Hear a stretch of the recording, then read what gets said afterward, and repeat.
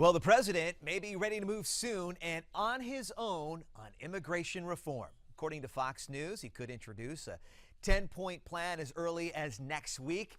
The executive actions could include suspending deportations and providing a path for about 5 million people to stay in the country legally.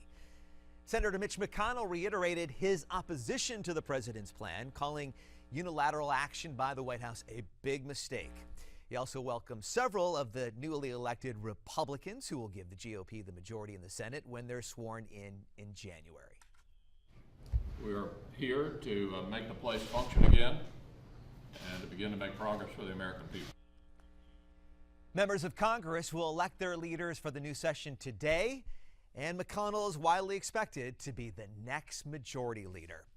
Louisiana Senator Mary Landrieu, still fighting for her seat in a runoff election, is now helping push the Keystone Pipeline through Congress.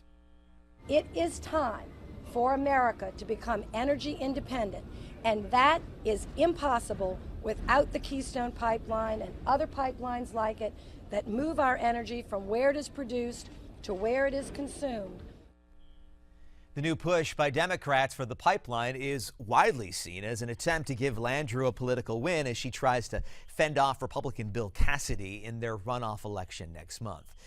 Investigators in New York City still trying to figure out what sent a window washing scaffold nearly vertical about 70 stories up on the side of One World Trade Center. Wow. 2 workers on board were hanging there for about an hour and a half before they were hauled in through a hole cut in a window.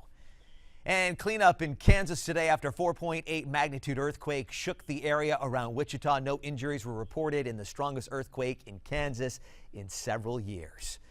More violence in Mexico over the apparent massacre of 43 students. In the capital of the state of Guerrero, several cars and a government building were set on fire. The violence has ramped up since last week when Mexico's attorney general said the evidence suggests the students training to be teachers were kidnapped by corrupt police, murdered, and their bodies burned. As the death toll from Ebola in West Africa now tops 5,100, there's new hope for new treatment. Doctors Without Borders now say 3 separate clinical trials will likely launch next month in the West African countries hit hardest by the disease. They're hoping to have results as early as February. The work continues to try to find some sort of vaccination. And a day after the first day of the new session, we're going to have much more on that later on.